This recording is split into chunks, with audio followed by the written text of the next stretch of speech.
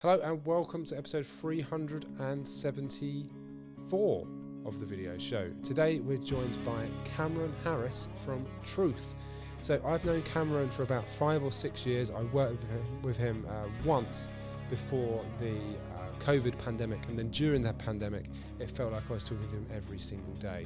And that was purely because his entire business was in one gym in the city of London, and then he needed to get it online and make videos. And that kind of like happened to a lot of people during the pandemic. They needed to find a way to do what they were doing online. And I was lucky enough to be working with Truth throughout the pandemic, and I work with them on and off now as well. I'm kind of in like regular contact with them, I'd say. But it's really interesting to talk to Cameron about how he took his business from in that gym to now what it is today worldwide. He's got various people that he's working with worldwide, so business leaders he works with all around the world. This is a fascinating conversation. Cameron is red hot on LinkedIn as well. He's posting on there daily, so I want to find out how he posts on there every single day, what kind of stuff he posts and what works really well. So this is very much a conversation that's worth listening to and watching, depending on where you're watching or listening. So enjoy. Okay, so my name's Cameron Harris. I run a company called Truth Fitness, and we deal exclusively with business leaders, so kind of like CEOs, senior executives, and business owners.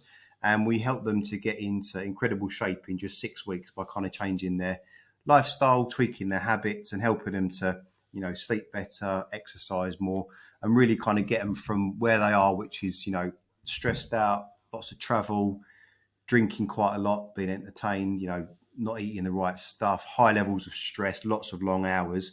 And we take that individual and kind of turn them around as quickly as we can in 6 weeks. And then, take them on a longer term journey as well, if they feel that's going to, benefit them. But that's what we do in a nutshell, really.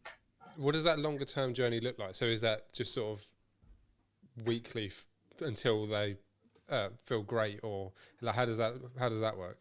Yes, I mean, it depends. It depends on the person, what their goal is. So let's just give you an example. So say you've got, a business leader, we call them, which really encompasses, all that kind of upper echelons of business. So senior executives, business owners, stuff like that. Generally speaking, the people that we deal with are, would be considered the business elite. So these are people that have got, employ lots of people, have got big teams, have got lots of revenue. And they're in a position where they haven't got the time, they haven't got the mental capacity or the energy, really, the mental space, for want of a better phrase, to fit training in. And they're kind of often looking at, I know I need to get in shape. I know I need to lose probably 2 stone and fix my food and sleep better and drink less. But they're a little bit confused and don't know where to go, because they don't want to train in the local gym with their PA and their head of HR, because that's just a bit uncomfortable with where they are in their position within the company. They don't want to, go to a local personal trainer, because generally, the knowledge isn't where it needs to be. And the main problem is that there's not many people in the fitness industry that really understand on a deep level what it is that they need to succeed. Those specific issues they struggle with, the information they get from most trainers is just not good enough. So in answer to your question in a roundabout way, it depends on the individual, but if someone's got 5 stone to lose, right, the 6 weeks will help them to start to eat better, start to work out. But clearly, they're not going to lose 5 stone in that 6 week period. So we'll essentially fix them as much as we possibly can in the 6 week period. And that person normally will already be geared up for a longer term plan. And that would involve, continuing with their training, tweaking their nutrition as they go through. The biggest obstacle we find with people, especially if they've got quite a lot of weight to lose and they're really busy and they're like, the CEO, is that they live in a world where, they've got lots of people around them that tell them what they want to hear, not what they need to hear. And the struggle, the obstacle and the skill is knowing how to take someone like that that's used to being, the Jeff Bezos of their world, and help them to kind of come down a little bit to understand actually you need help and this is going to be a longer term thing for you. So, using that example of someone that's got 5 stone to lose, it's going to be 6 weeks to start with, 52 weeks. But as a company, we're kind of really proud of the way that actually we get really sticky clients. Once they've got results with us, they hang around forever. And oftentimes will train their teams, their families, their kids, stuff like that. So hope that answers your question. Yeah, that you sort of started answering my next question as well. It's like, what helps them make that jump? So does it vary wildly between person to person, or is there like a thing that happens to them? Do they see one of your videos, or do they make a decision where they're like, right, I need to do it now? What makes them do it? I'll be honest, it's a bit of a long journey, mainly, because again, where they're like the Jeff Bezos of their world, they have got a lot of power. They're people that are used to having what they want when they want, traveling when they want. They don't really need much. So there's a big mental shift that needs to happen where they have to actually ask, someone for help. And it's difficult because they've worked their fingers to the bone to get to where they are, which is, this position of power. You don't just walk in there. Like, you have to work for 10, 20, 30 years to get to where they are. And you get this little oik on the phone telling them they need to make all these changes. It sometimes, like turning the Titanic round, it takes a while. But generally speaking, it will be, someone will be on our LinkedIn, which is where we're really active as a company, because obviously our clients are there. They'll see a video, as you said, Mark, a video of me talking about something educational, putting an offer out. Oftentimes what moves the needle and gets people to, give us an inbound lead is they'll see someone like them. So we'll do like a before and after, someone that's, senior executive, lawyer, similar body position, and has the same problems and issues that they do, travel, tiredness, no sleep, blah, blah, blah. And that often, that's what then triggers them to go, hey, do you know what? Let's talk about the next step. So yeah, it's not a quick turnaround normally. And does it happen in person, or is it over like Zoom or something like that? Yeah, so we used to be a face-to-face gym. We used to operate our gym from a members club in the city of London, so right in the square mile, which is kind of the heart of insurance, finance, fintech, all that kind of world. And obviously when COVID hit, we were forced to go online, not because we wanted to. We weren't really, online people. We weren't used to that world. We were more in the gym and seeing people and getting results that way. And then when COVID hit, went online because we had to. And then really for the next, obviously we were talking, Mark, weren't we, at the time, what was going on and stuff. For the next 12 to 18 months, we're still thinking we're going to get back in the gym. And then that second lockdown happened, that December one. We thought, you know what, we don't know how long this is going to go on. Let's stay online.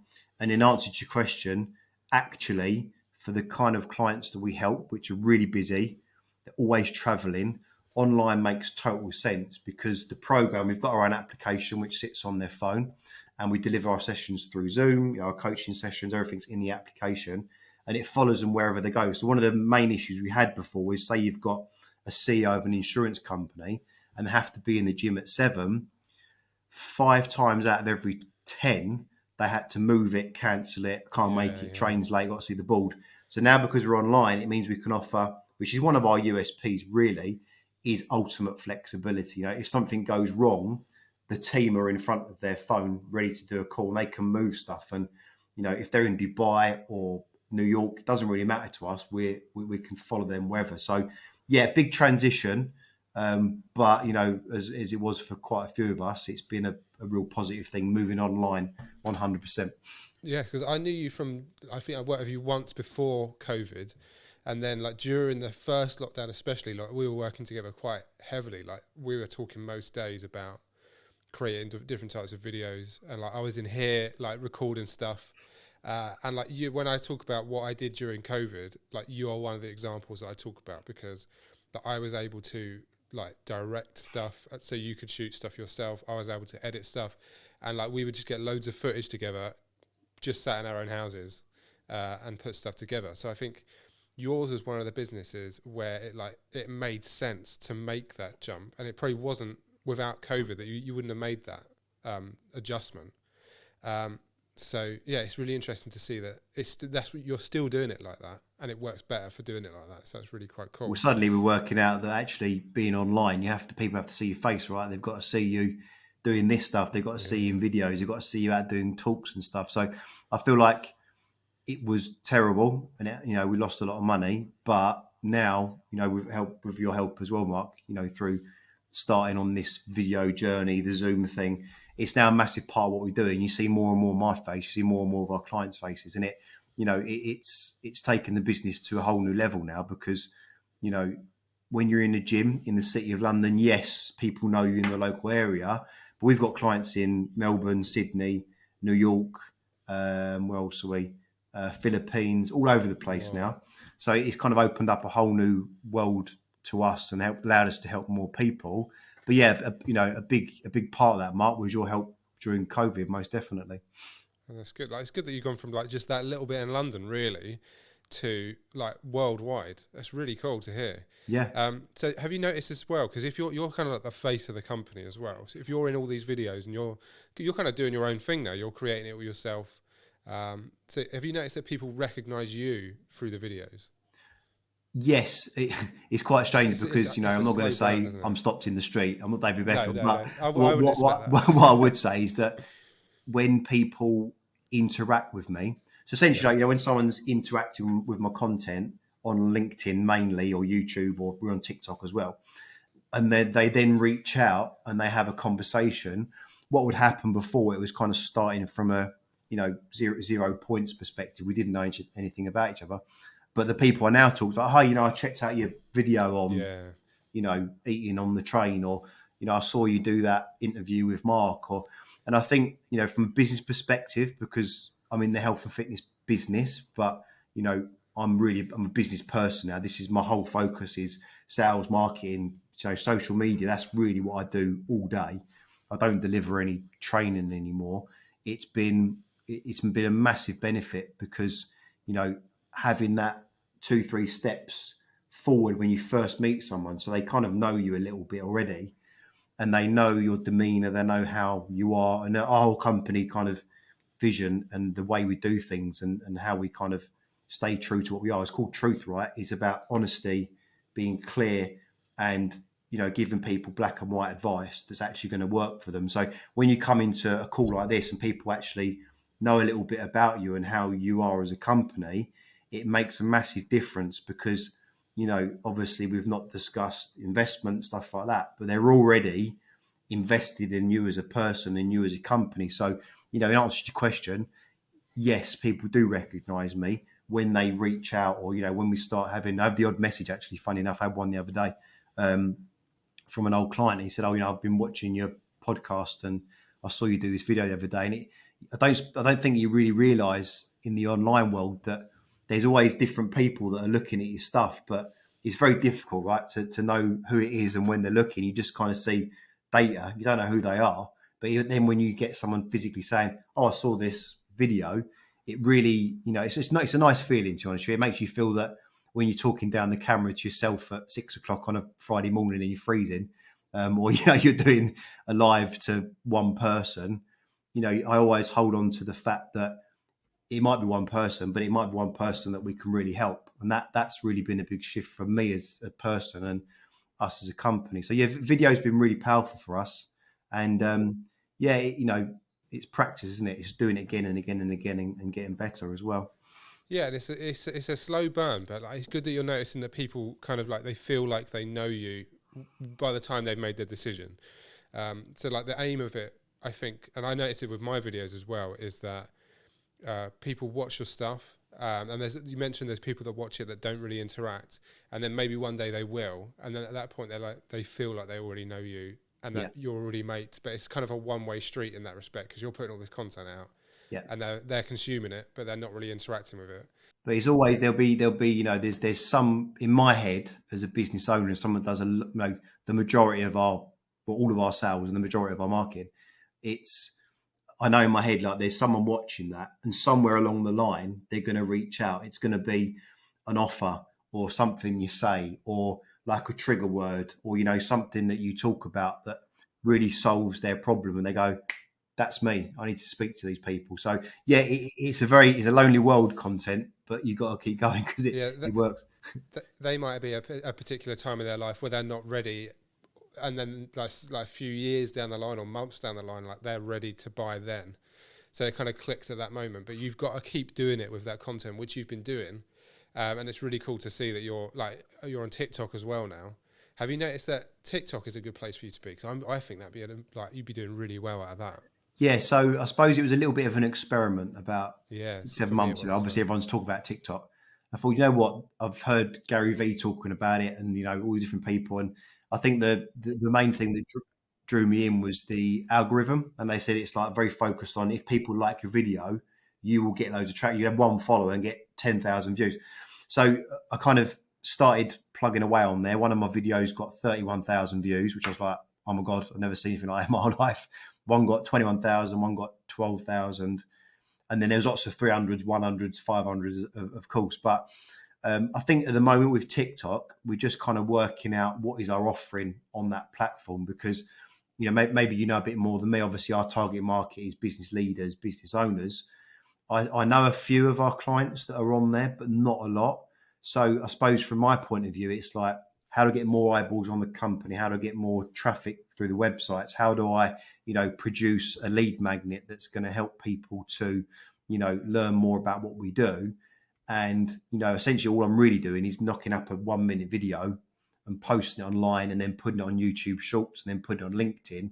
I'm just repurposing the content. So it's not as if I'm breaking my back to do it. So yeah, I mean, answer your question, it's a little bit of an experiment at the moment, and I'm waiting for someone to go, do you know what, you need to be on there, because there's loads and loads of business owners. I've not seen any yet, but it doesn't mean they're not on there. So I think it's the same with Facebook was before, you'd be on it as an 18-year-old, a kid being on it, and then slowly your parents get on it. And I think that's the way TikTok is going as well. Slowly you'll get the older generation people adopting it, and then the younger people will sort of find something else, and it just always go like that into the next thing, to the next thing, the next thing. The older people are coming, right? The business owners are coming. So you're doing the right thing by being on there, and then you just got to be on the next thing after that as well. So it's just a constantly evolving situation. You mentioned as well you put stuff on LinkedIn. I put the majority of my stuff on LinkedIn purely because that's where people are, but I've put stuff on TikTok as well. You do, it feels good to put stuff on TikTok because you get all these views, but I know the people at the moment that are going to be, I need to build the relationship with on LinkedIn. Have you found that as well? Yeah, so like you say, TikTok gives you lots of views, lots of pats on the back. What we've actually done now is put some analytics in the profile link. It's got a link tree thing, which has got, free training, work with us, something else, sign up to our newsletter. So looking at that, we're getting a good few people clicking on that now that we've put it up. So I'm kind of the next part of testing is, okay, right, so videos, this is the kind of video that gets loads of traction. This is the kind of traction we get on our links. So the next part is what do we actually offer them? What do we put on there? Is it, Alex Hormozy, a guy that we follow, he's on TikTok, but obviously he's worth hundreds of millions of pounds. He's on TikTok. He started to do stuff about 8 months ago. He's obviously got a bit of a team now, so he's hammering it. But he's got a $99 book that's on there, and that's producing $60,000 a month. He's got maybe a couple of 100,000 followers. So for me, the next bit is what do we put on there that's low barrier to entry, something that people get value from that doesn't cost a lot. So that's that. In response to your question on LinkedIn, LinkedIn is the number one source of leads for us as a company. As I mentioned, business owners, they're all on there. And yeah, it takes its relationship building on LinkedIn, because what kind of happens is that you interact with other people's content, and they start to do that for you, because the more I learn about the algorithm on there is that you have to kind of engage before and after you post content. If you don't do that, they penalize you. So again, the more followers, the better, but really it's how engaged you are on the platform, because you kind of create this pod of 20, 30 people that you interact with, and they start doing the same on yours. But just to give you an example, I started properly doing, posts on LinkedIn about 8-9 months ago, properly, consistently, twice a day. And we've generated probably about 20 or 30 clients in that space of time, and probably double that in leads and inbound leads and outreach leads as well. So LinkedIn's been massive for us. And the thing I like about it is that TikTok feels a little bit like, it's still entertainment kind of base, which is fine. Liver King, right? Another conversation for another time. But that he was big on that because he was like an entertainer, and that's since bit him on the bum. But LinkedIn feels quite natural because I'm a business owner and it's full of people that are in business. So if you're talking about business or LinkedIn, or, you know, it's a little bit of an untapped thing for fitness coaches, I would say. There's a few on there, but no one's really utilising it to the amount that it can be. And really, I spend about an hour a day on it, I would say, consistently every day. But it's you know, we're reaping the rewards now, 100%. And then some of the videos I've made for you have been like about a particular offer that you've got on. How does that work? Like, did you work with like a PR company to help put that together? And then like, how do the videos fit in with that? And then how does the whole process work? Big, long. Yes, I suppose we kind of got a little bit of a structure around if we talk about LinkedIn specifically, we'll post every day. So Monday through Sunday, we automate the weekend stuff. Really in the last 6 weeks, started to get a lot of traction on the weekend, funny enough. That's automated. So I'm not there on a Saturday with the kids doing posting. That just goes out. But you'd be surprised how many people on a Sunday are sitting there with a coffee, scrolling through LinkedIn. Like, we get really good traction on a Sunday. So generally speaking, Monday's like an educational thing. Every Tuesday morning, because that's the morning that we find we get the most traction with regard to views, engagement, that kind of stuff. We'll put our offer out every Tuesday. Sometimes it's kind of, you know, very blatant. Hey, look, you know, we're looking for 2 business leaders that want to lose £14 in the next 6 weeks, and a before and after. Sometimes it'll be a little bit more kind of, you know, content based. It'll be like, you know, 3 things you need to do in January to get in shape. Oh, by the way, you know, we're looking for 2 people. So the offer kind of changes, but it's always into this 6-week program. That's always what we're kind of the offer. And essentially, I'm just working on getting people onto a call. That's what I'm doing. So from a strategy point of view, we're very much education facing, it's all education based. An offer on a Tuesday, but then through the week, I'll kind of intersperse personal branding stuff. So stuff about me, you know, things I've struggled with, honesty posts, stuff like that. So yeah, I mean, it's not completely rigid, but generally speaking, it's very education forward. And then we do an offer every Tuesday. But you know, I find with LinkedIn, and you may have found the same thing, Mark, is that people don't like you being salesy on there. And it's kind of like, as long as you're spending a lot of time giving value and not just pitching everybody all the time, that seems to work quite well. I see some people just literally going, buy this, and they don't get any engagement because they're not adding any value, right? I've never posted a salesy post on LinkedIn ever, and purely because I know it just wouldn't work.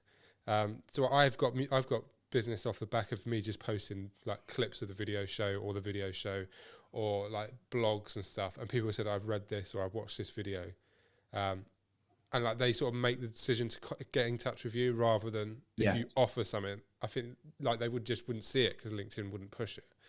So it's really interesting to hear your you've got a whole plan of what you do throughout the week, and like you post twice a day and you post this on a Monday, this on a Tuesday. So I'm going to copy that. I think that's really that's we normally find 8 and 4 work well for us, because if you think about, right, well, who is our market? Well, 8 o'clock, they're probably on the train or they're in the office having a cup of tea. So those times seem to be good. Then 4 o'clock, they're either winding down for the day or they're on their way for a late lunch or a dinner. So that seems to work well for us. I would say that I find most content creators on LinkedIn do around 8 o'clock in the morning, and then some do later in the evening because their market may be, 9 to 5, and they're just settling down after the kids. But yeah, we're very structured with the timing, and you may agree, but people like to see patterns in your content. Oh, I'll check in at 8 because I know Cam's going to post something, or I'll check in at 4 because I know that he does something after work. And it seems to be working quite well. So we're always improving and tweaking. It's not as if, we've cracked the code. We're just always improving. But that seems to be a general structure. Do you stick rigidly to that as well, or is that kind of what you're aiming for? No, it's rigid. Yeah, I mean, if it's 7:45, I've tested a lot. I've tried 6 a.m. I'm up early, aren't I? 6 o'clock or 6:30, 7:30, 9s. 10 works quite well, like around coffee break time, 10 or 11. But generally we find 8 and 4 just because we've tested so much. And what's quite nice is that when you post something at 4 o'clock, is you might not necessarily get tons and tons of engagement straight away, but when you turn your phone back on in the morning, there's been people that have kind of checked it at 6, 8 and 9. So you get that kind of evening stuff. I find that if you post stuff at 8 o'clock, you miss that kind of momentum that you would have built from 4 to 6, if that makes sense. Yeah. So yeah, we're pretty rigid. That is that's so like great to hear that you've got this like rigid like plan of what you do and you stick to it as well. I think that's so cool. Just before we wrap up, is there a particular type of post that does particularly well for you? Yes. So this is on LinkedIn again, right? So I find that top threes do really well. So, top 3 hacks to lose £14 in the next 6 weeks. So we find that number driven stuff, like data driven stuff, is good. So if you give a number and a date and a time frame, that works really well. Also personal posts. So my best post ever was a post of me in Thailand, which was like, I can't remember now. You see it, yeah? I've noticed it on LinkedIn that personal posts do really well. Yeah, personal picture of me in Thailand with a cocktail. I'm doing like a silly face. I did see it. Yeah, silly face, and it's kind of like me, Thailand, and me perfecting my pout was the kind of tagline. And then it's just the lessons I've learned in the last 9 years, and that did really well because it kind of had that personable bit, like people looking into your world, but it also spoke about business, like the business stuff that I've learned, what I've done, have kids, wife, etc., etc. That did really, really well. So yeah, I find anything that's kind of like top 3 works really well, or stuff that's personable, like a picture of you. I find old pictures work better than current pictures. Like people like to look into your past. I think people are quite nosy. I like to see what you get on with. So yeah, I think you've got to be quite vulnerable and able to let people have a little look into your world. And I think that people that are doing really well on LinkedIn are very honest and open. They talk about authenticity all the time. I think it's a bit of a... I've talked about this with a few people where like LinkedIn is becoming more Facebooky, where it's becoming more personal and stuff. I do find it quite hard to post personal stuff.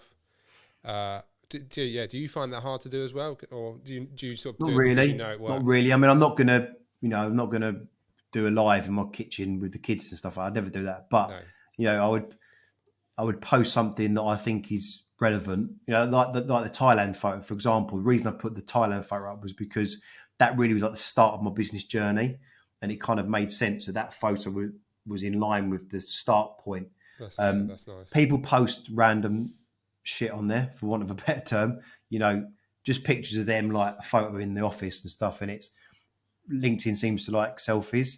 But I don't know. I think that my type of clientele look through that kind of stuff a little bit, because some of it's a little bit, I've been through this massive problem and look at me and I'm really sad and And I think my clients, because I've spoken to hundreds of them, they're a bit more like, well, come on, you're all right, you're fine. Tell me a bit more about how you can help me, really. So it seems to work better. So it's relevant to you, your business is relevant to you, but it's not too much. Too much information. Yeah, you got to link it in somehow. It can't just be a loose photo of you on the beach. You go, look at me on the beach. It's got to be right. What's the relevance to business? And again, weight loss and fitness is a bit of a hard sell sometimes, because if you ask the CEO what he'd rather do, go and sit in a champagne all day on a Thursday afternoon and eat steak, or come and do a session and lose weight, they're going to choose the first one every time. So you've got to kind of be a bit smart with how you talk to these people and kind of help them to, come to the realization themselves that if they don't fix this problem, it's going to cause them more of an issue down the line. You can't just be, oh, hey, here's me in the gym doing bench press, because it's going to bore the shit out of you. The type of client you're trying to talk to, it's got to be engaging and talking to them on a business level, because what they do, right, they're business people, and family, and those little shocks and those triggers along the line of, if you don't fix this in the next 5 years, what's the cost? All that kind of stuff. So yeah, it's been a while of talking to these people and knowing what works, and then really just focusing down on how do I get them to engage in their head, and then actually, because for them to reach out to me is a massive step. They're actually saying, hey, I'm vulnerable and I'm worried and I'm concerned about my health. It's a big step for people that are, essentially the Jeff Bezos of their world. It's a massive, massive step. Wow, nice. Yeah, it's huge. So yeah, in terms of, thank you for being so open and honest with us as well today. Really appreciate it. I've learned so much as well. I'm going to have to listen to this back and make notes on what I should be doing on LinkedIn. If people want to get in touch with you, what's the best way for them to do that? Yes, they can just search Cameron Harris Truth Fitness on LinkedIn. Like I say, we're really active on there. Best looking at my personal profile as a starting point because all of our content goes out there. They can just Google Truth Fitness, our website, everything's up on there.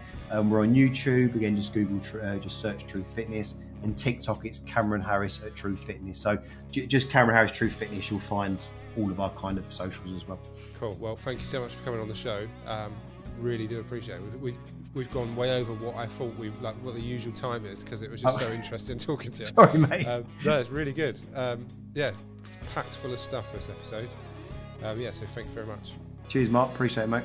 So thank you, Cameron, for coming onto the video show. Really do appreciate it. If you're watching this or listening to this, wherever you're enjoying this content, don't forget to subscribe and share these videos as well.